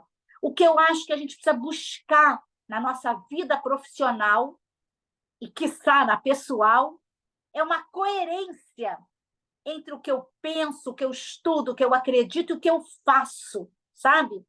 Eu acho que é aí que o processo se dá. Então, se um profissional tem sua crença, tem seu prazer de ajudar, tem seu propósito, né? Sua missão de vida ajudar, porque eu acredito muito nisso, sabe? Todos os caminhos levarão a Roma, sabe? E também, né, Eu Silvia, acredito nisso. fazendo aqui uma ponderação, né? Eu acho assim, a prática ao coutelier é uma metodologia, uma abordagem dentro do campo da psicomotricidade, né? É verdade, A é verdade. psicomotricidade, ela trabalha com isso que vem nomeado, vamos dizer assim, né, pelo Alcoutelier, né, como as brincadeiras ou os jogos de asseguramento profundo, mas existem muitas formas da gente poder compreender, né, o que é esse jogo de asseguramento profundo, e a psicomotricidade, ela tem isso como base, né? Porque a constituição do corpo se dá aí, né? Então, assim, a imagem do corpo, né? Quer dizer, isso é um tema do campo da psicomotricidade de maneira geral. Agora, cada, claro, abordagem, né? Talvez vai dando um nome, vai dando, né? Vai caminhando por uma construção ou outra, a psicanálise já vai falar desse jogo de asseguramento de uma forma, mas que também tem a ver com o asseguramento, né? Então, só para complementar um pouco essa sua fala, né, Camila, É quando você trouxe verdade. esse questionamento, né? Então, para a gente ampliar também que dentro da psicomotricidade existe muita possibilidade disso, né? É Nivaldo, verdade. você quer falar? Nivaldo, você quer falar? Você levantou a Oi, mão. Ah, eu levantei.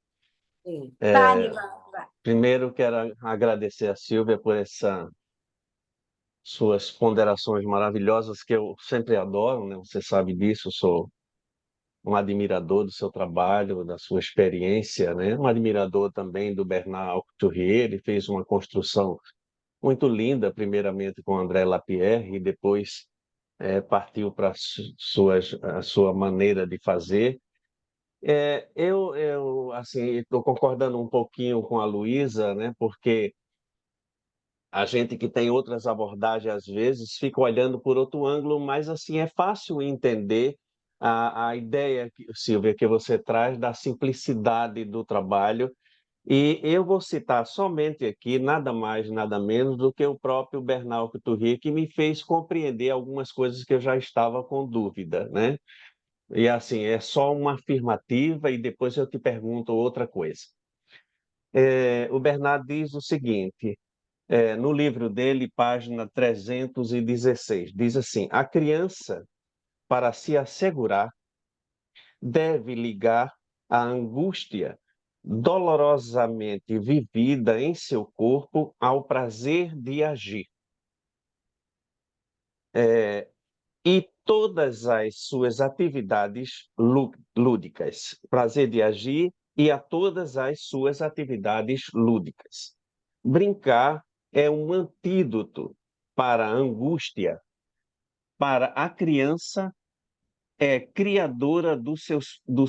Agora, assim, a criança, eu achei isso aqui importante, né? A criança é criadora dos seus Os próprios próprios asseguramentos.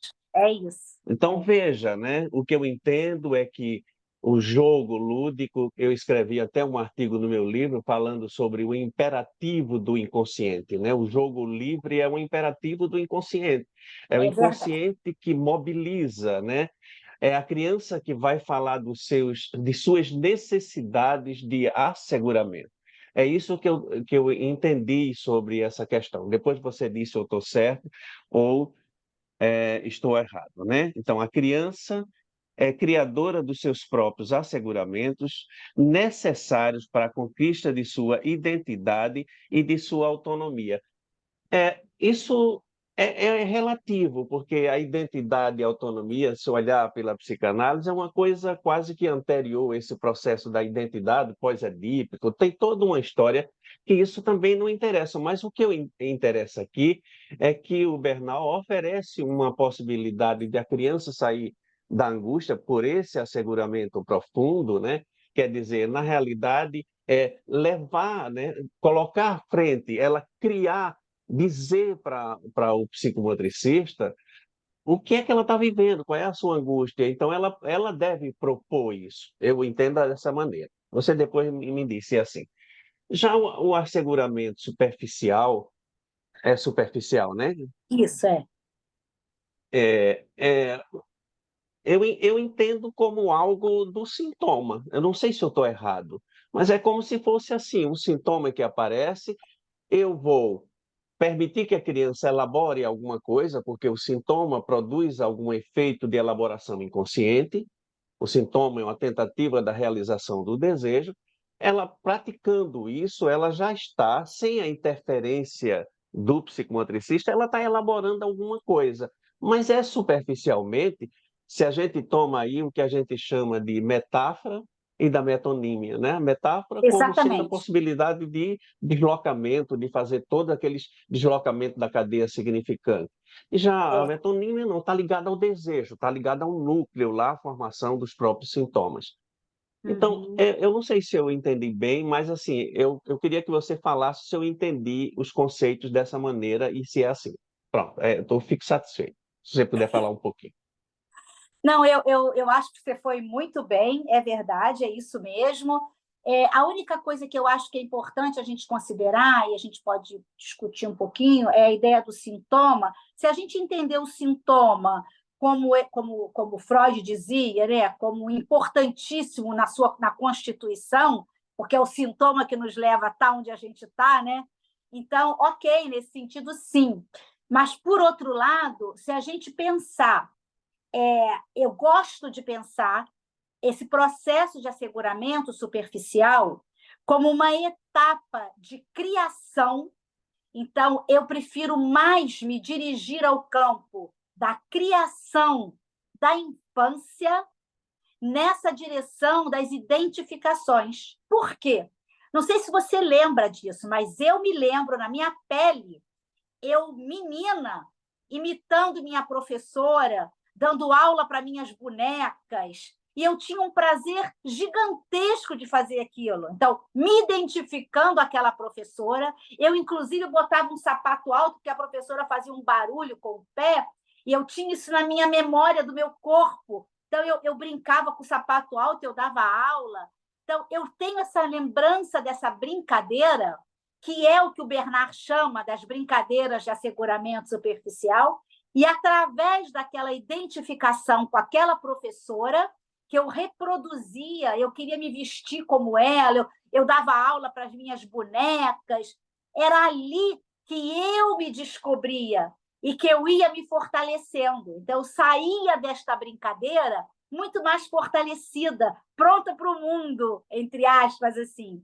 Então, eu acho que no desenvolvimento natural da criança, essas identificações, essas brincadeiras da ordem do prazer, vai criando cada vez mais o nosso lugar de existência no mundo. Então, eu acho isso fundamental a gente considerar. No entanto, e foi o que eu disse, existem crianças, Nivaldo, que se fixam nessa projeção. E, ao invés dela utilizar essa projeção como algo que fortalece sua própria identidade, ela se empobrece, ela se perde, ela se desqualifica, porque ela deposita no outro o poder da existência. Quando, na verdade, a brincadeira deveria ser para potencializá-la. E na clínica, é comum acontecer que crianças muito frágeis, elas tentam ocupar praticamente toda a sessão com brincadeiras superficiais para fugir do que necessariamente elas precisam, que é descobrir, através da ação do seu corpo em movimento, quem elas são e o prazer de existir. Então, a gente tem que ir levando as crianças nessa direção para que ela descubra o prazer de correr, de pular, de saltar, de dar cambalhota, de girar, porque é ali que a existência se potencializa. Então, por isso é que é uma estratégia de detour. A gente vai levando a criança nessa direção. E é muito comum no processo clínico que ela comece a oscilar. Então, ela vai um pouco para uma brincadeira superficial e daqui a pouco ela já descobriu o prazer de pular, por exemplo, da queda ou da construção, e aí vai. É por isso que dentro da PPA a gente tem os dispositivos, porque eles ajudam nesse processo de maturação da criança. Então, a gente vai ali, daqui a pouco ela vai poder desenhar, construir, ou criar uma cena como essa, ou brincar com os personagens, e por aí vai. Hoje em dia, assim, as crianças têm muito mais acesso aos super-heróis, né? Elas estão aí o tempo todo sendo convidadas a estarem... Hoje tem muito mais super-heróis do que tinham antigamente. Hoje a gente tem muitos. Então, elas têm uma quantidade. E a gente tem visto as crianças chegarem muito fixadas nesses personagens e perdidas da realidade. Isso é muito sério, sabe? Isso, sim, eu acho que é extremamente sintomático, sabe? De uma fragilidade emocional tão profunda que elas não conseguem alcançar a realidade como elas mesmas. Então, elas querem ficar o dia... Não sei se você já teve a oportunidade de... Elas querem ficar o dia inteiro com a roupa do personagem, nem para tomar banho, elas não aguentam a angústia de tirar aquela capa, por exemplo. Então, elas sofrem, porque elas querem ir para a escola, dormir, acordar. Vocês já devem ter visto uma criança assim. É um sofrimento insuportável, porque elas se desconectam da realidade e se desconectam de si mesmas. Então, isso é muito triste. Amanhã eu vou falar sobre isso, num evento que eu vou fazer lá no Nectar, porque eu acho que é uma urgência a gente falar sobre isso, porque as crianças estão ficando muito frágeis na sua própria personalidade, porque as referências estão muito ameaçadas. Os pais estão tendo muitas dificuldades de assumir esse lugar de referência, de uma autoridade estruturante.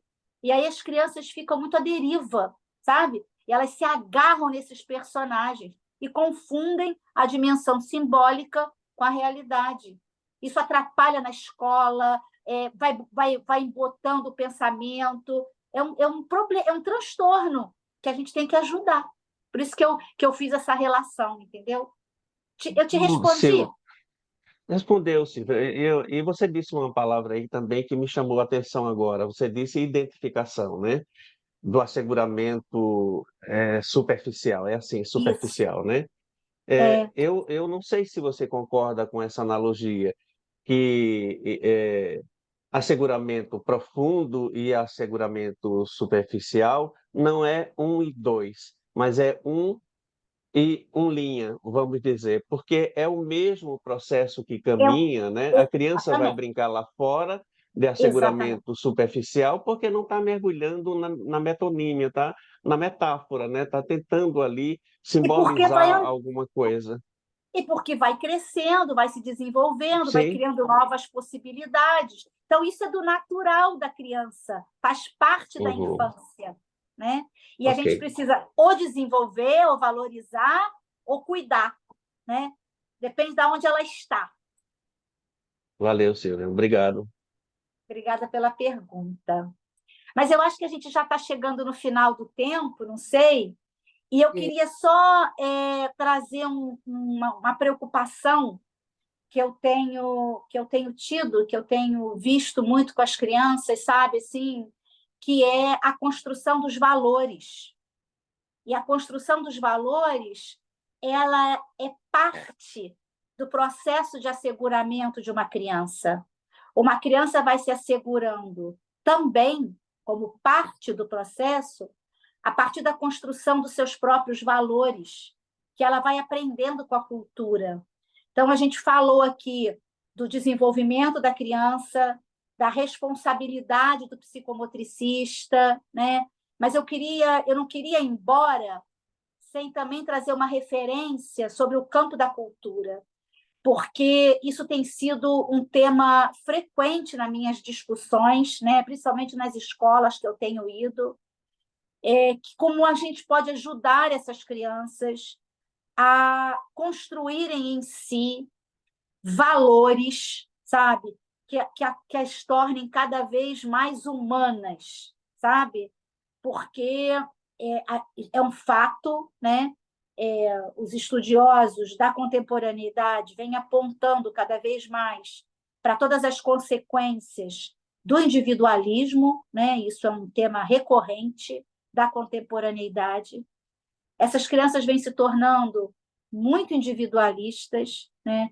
Muito egoístas, às vezes muito perversas, muito malvadas, nesse mundo que vai acolhendo tudo isso de uma forma muito, na minha opinião, inconsequente, né? Então, eu tenho pensado muito, eu tenho escrito, inclusive, sobre isso, assim, de como a gente precisa assumir, como profissionais da infância, a responsabilidade de ajudando essas crianças a olharem para essa dimensão, que eu chamo que é uma dimensão ética, de construir valores, né?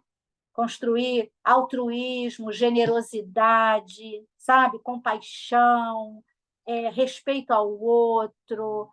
Eu acho que isso são temas que deveriam fazer parte do nosso trabalho hoje, nesse mundo contemporâneo. Incluir no nosso trabalho os valores em nós e que a gente possa, nos contextos que se apresentam na prática com a criança, ir mostrando.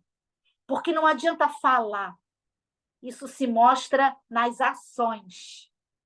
Por isso eu acho que a formação permanente do psicomotricista é fundamental e que a gente possa ir variando essas perspectivas, porque eu tenho a impressão de que vai compondo um todo profissional e, na minha opinião, a gente deveria incluir dentro do nosso trabalho profissional também a oportunidade de mostrar a essas crianças quem nós somos, que valores nós temos em nós, no que a gente acredita, e ajudando a criança a encontrar seus próprios valores, mas valores que combinem, né, com a natureza humana, sabe? Assim, que a gente tem muita coisa boa dentro de nós, sabe? A gente tem o lado sombrio, é verdade, mas a gente tem muita luz.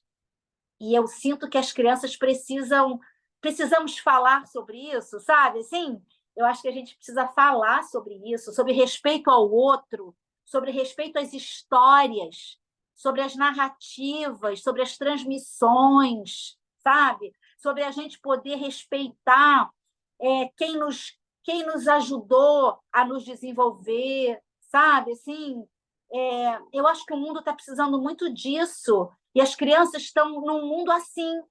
Então, a gente pode ajudá-las porque a criança tem uma natureza também muito iluminada, porque o brincar produz luz, né?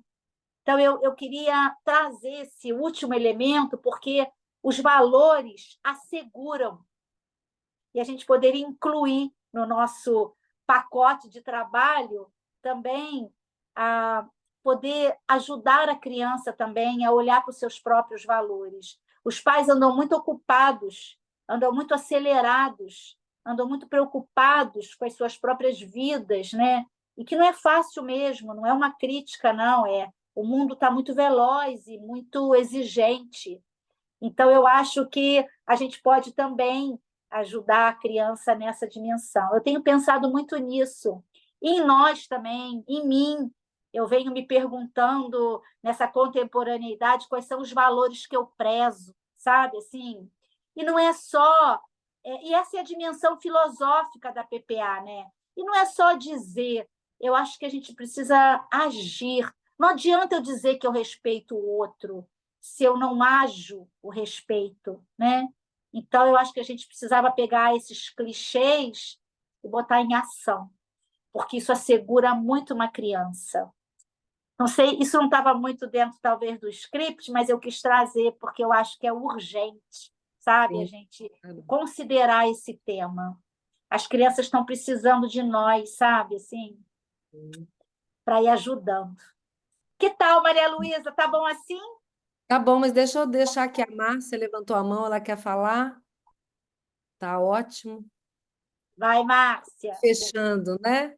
Fechado. Não, eu tô Oi, bem. tudo bem, Oi, Silvia? Márcia. Boa noite, gente. Você está falando nos valores, e eu me lembrei muito, Silvia, que eu tive assim, a honra de fazer a formação com a Senaide, né?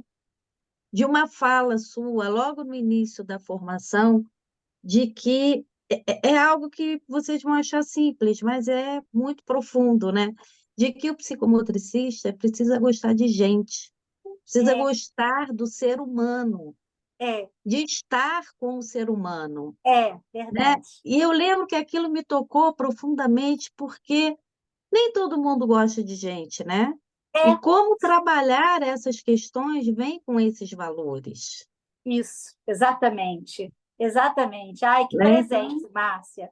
Que Você presente abriu poder a te ouvir. formação assim, então eu lembro, ficou, né? Você Muito bom. sabe, eu penso mesmo isso. Eu acho que não só, né, para trabalhar com a criança, mas também até para esse trabalho, né, de formação, para essa abertura para o outro, né? Isso são pré-requisitos, né, de um formador. Agora, né, você sabe bem disso, né? Você esteve lá com a gente está abrindo a escola PPA Brasil para formar, né, novos formadores que possam ampliar a PPA. Eu acho que a PPA precisa ir para o mundo, precisa ir para o Brasil todo, sabe, com mais força. Então, eu agora estou com esse projeto de formar os formadores, né? E a gente tem discutido muito isso, assim, quais são as habilidades de um formador, sabe? Assim, a gente agora, esse fim de semana mesmo, a gente se reuniu, né? Você sabe, a gente te falou, e porque é muito importante a gente poder considerar tudo isso, sabe? Eu, por exemplo, estou num momento que eu estou envelhecendo e eu quero que os jovens possam seguir. A PPA é uma metodologia muito linda, muito eficaz, sabe? Mas isso precisa ir, tem muita gente no Brasil precisando dela, né? Então, eu fiquei muito feliz, assim, de poder reunir esse grupo. Eu estou muito feliz com esse projeto, sabe? Assim, É muito bacana. de formar essas pessoas e Bernard junto.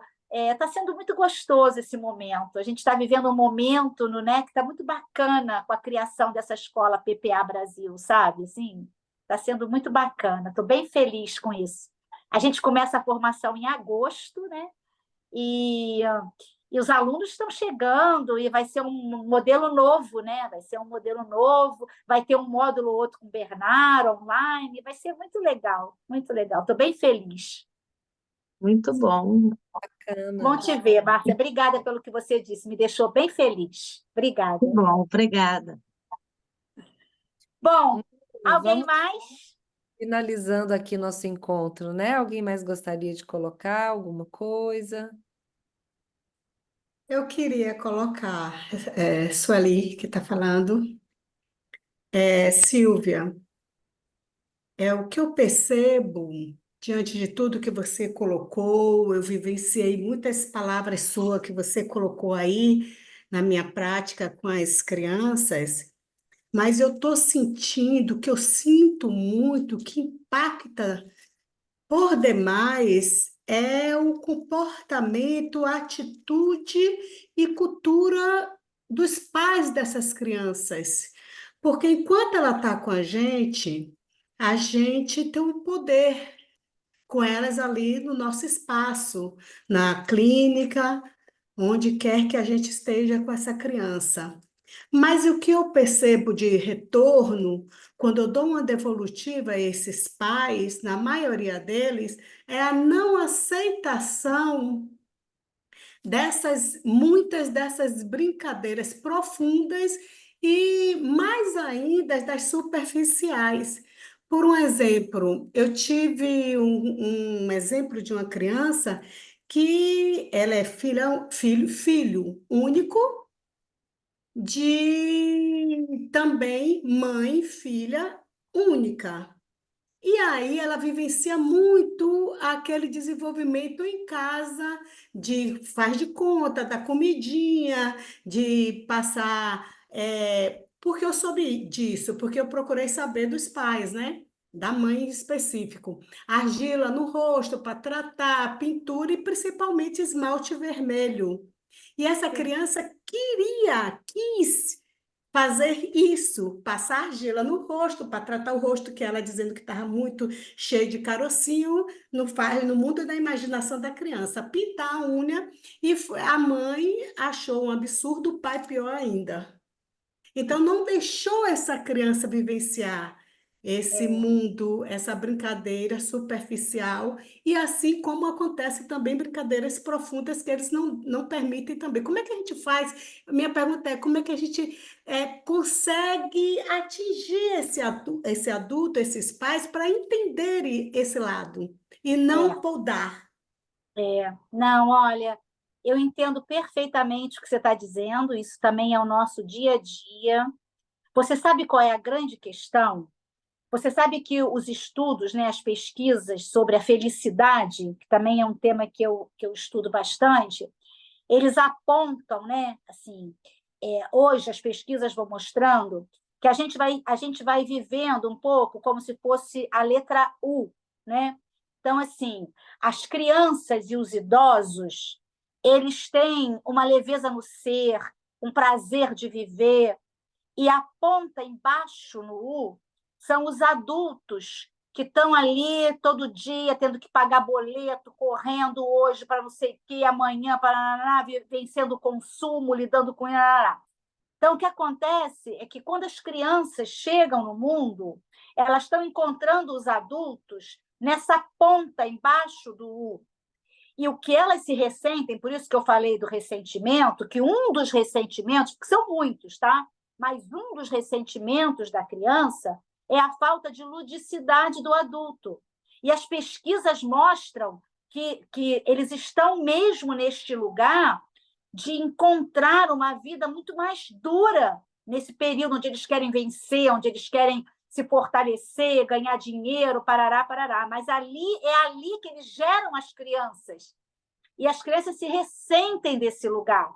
Então, eu acho que o nosso trabalho é poder ir trazendo esses adultos para uma proximidade maior com a infância. Eles ficam muito longe, eles esquecem da sua própria infância, porque eles estão ali. Hoje eu pago o boleto, amanhã eu pago o boleto, depois eu pago o boleto, acorda a criança, bota a criança para dormir, faz isso, faz aquilo, tem que trabalhar sábado, domingo, feriado, dia santo. Os adultos, eles estão na máquina de moer. E aí eles se afastam da infância deles e da infância das crianças. E as crianças se ressentem. Então, o que eu acho que é um belo caminho, e a gente vem tentando fazer isso, é lembrar a esses adultos das suas próprias infâncias.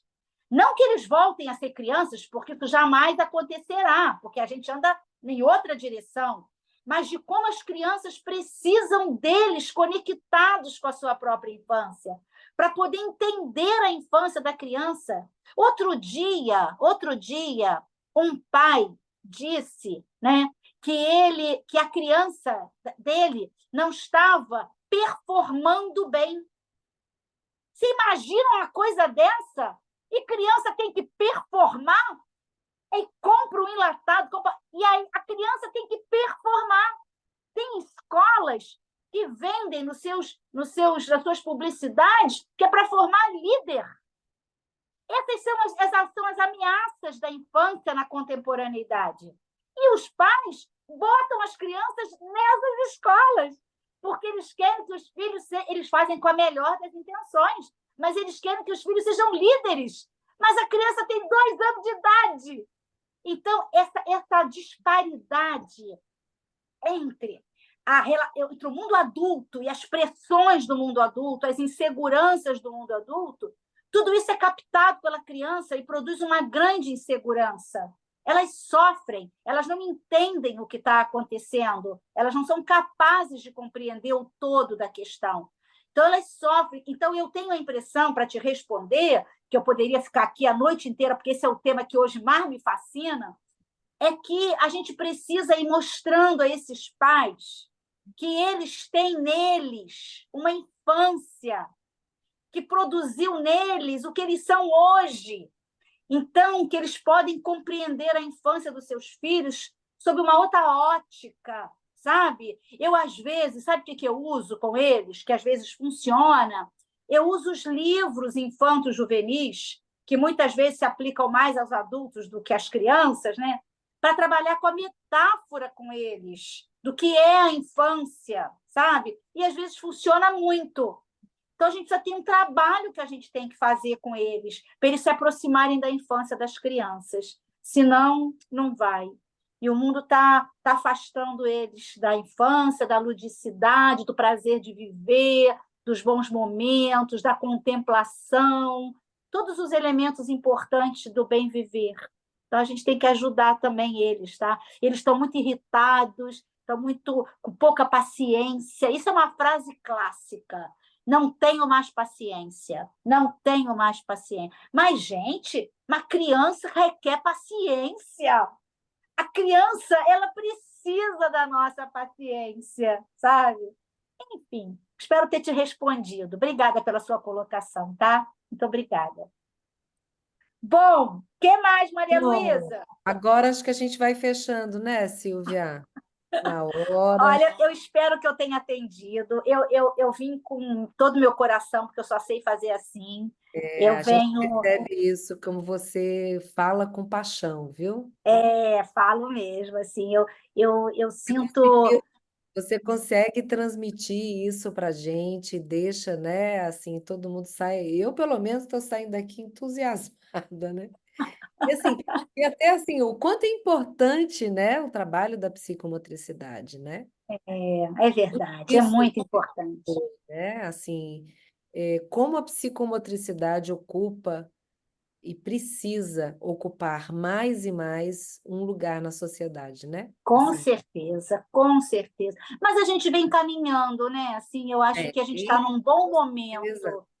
com Está certeza. essa ideia que a gente começou falando lá na frente, de quem sabe a gente fazer um congresso muito bacana, É, presencial, isso é, pode trazer muita força para esse movimento, sabe? Assim, acho que talvez esteja chegando a hora, né, de fazer esse congresso. com Vamos certeza. torcer. Os capítulos estão fortalecidos. Eu acho que tem muita coisa bacana acontecendo, Tem muita sabe? coisa acontecendo, né? A regulamentação também da profissão. É verdade, é verdade, é verdade. Em novembro eu vou fazer um evento sobre a PPA aqui no Rio, vou mandar o convite. A formação em PPA começa agora em agosto, é também uma oportunidade para quem tiver interesse. E eu acho que a gente tem que estar sempre estudando, né? Aprendendo, né? Manda para a gente esse material da formação, a gente pode Vou te divulgar, mandar. né? Vou te mandar, vou te mandar. As entrevistas já estão abertas e eu sempre fico muito feliz quando eu vou começar uma turma. Parece que é sempre a primeira, sabe? Assim, Que porque eu ótimo. aprendo tanto com os alunos, sabe? Eles me ensinam tanto, eles me motivam a continuar estudando, eles me motivam a rejuvenescer. A Enfim, transmissão é muito importante, né? muito. Ela é muito Principalmente, prazerosa e principalmente quando se faz com paixão, quando a gente sabe que que isso é transparente para você. é verdade. Muito obrigada pelo convite, tá? Obrigada a você. Obrigada a todo mundo que estava aqui com a gente. Obrigada, eu espero que eu Ótimo. tenha trazido uma reflexão ou outra. Se deu um insight, já está valendo. Nós que agradecemos. Falta foto, né, Isa? Todo mundo Ah, abrindo é. a câmera para a gente Olha, colocar Ah, essa então abri a foto assim, câmera, tradicional. uma Quero fotinha. ver, hein? Eu já tirei várias, mas tinha câmeras Eu também já fechadas, tirei várias, estava mas agora tudo já preparando o abrindo. espírito de todos. Lá vai. Lá vai. Aí. Peraí, que eu vou tirar agora só do outro lado, da outra página, porque ficou numa página só, né? São duas. Só um minutinho, tá, gente? Cadê agora? Segunda página. Alguém mais vai abrir o link? Bom, então lá vai.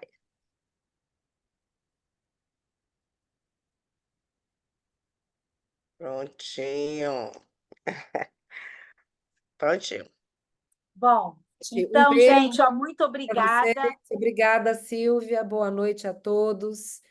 A Esse gente vai se material está falando. gravado no YouTube do capítulo. A gente em breve divulga e vocês podem divulgar à vontade, tá bom? Manda para mim, que eu boto também Mando, meus grupos, mando tá? sim. Tá joia. Beijo. Obrigada, gente. Ó, Obrigada, um beijo, boa boa noite. noite. Tchau, Tchau, boa tchau, Gente.